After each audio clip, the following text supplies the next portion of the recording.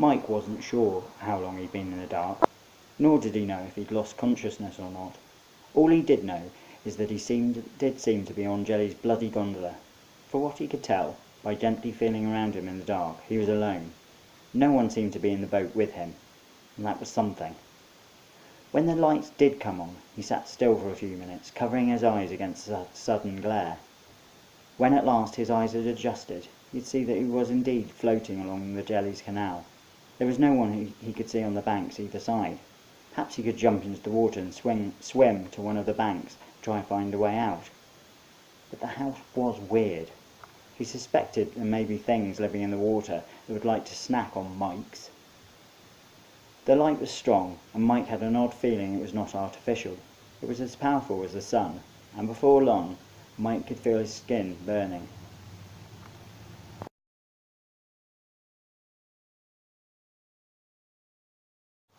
Mike was fully aware he should have been freaked out a long time before now, but he was definitely really freaked now. He was in a room. He could see the walls. Granted, they were a long way off, a very long way off, but they were there.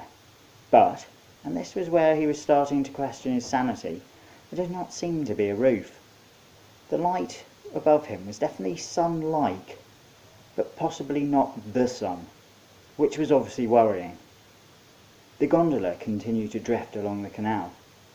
Mike decided that because the Jellies wanted him in the gondola, and because they wanted him to drift along the canal, this was as good a reason as any not to be in the gondola or the canal. He was going to have to swim for one of the banks, but he did worry about what was in the water. He had seen shapes, and the water kind of shimmered a bit too. He knelt and looked over the side of the boat. Gingerly he dipped a finger into the water.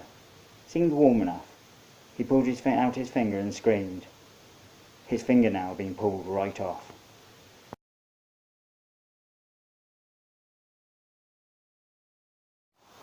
Mike stopped himself screaming by sticking his fingernail-less finger into his mouth.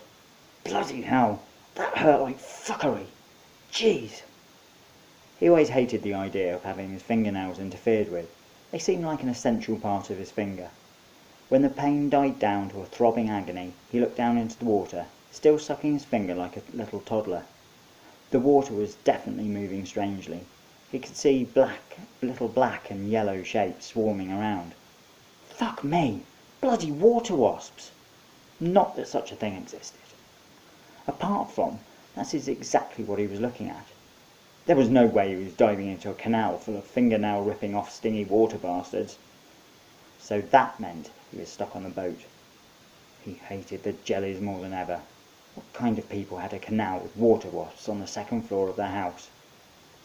He then started to wonder if he had taken something, some kind of hallucinogenic. But then he was fairly sure he hadn't given them the chance.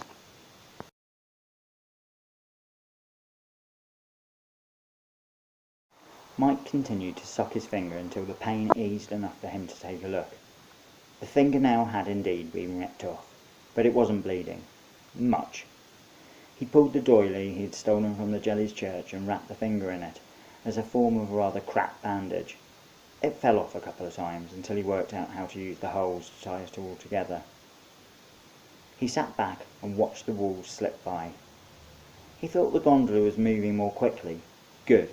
Thought it was probably not going to be a good destination, but he wanted it to get it over with. And he hoped the Jellies would be there so he could punch both of them. Hard. He noticed a little brass plaque on the side of the gondola. Solitude. Was that the name of the boat? Was that some kind of commentary on his current position? It was funny, but he didn't feel alone at the moment. Aside from the buzzing of the water wasps he could feel through the bottom of the boat, he could see little animals on the banks. He wasn't sure what they were. Sort of rabbits or squirrels, perhaps.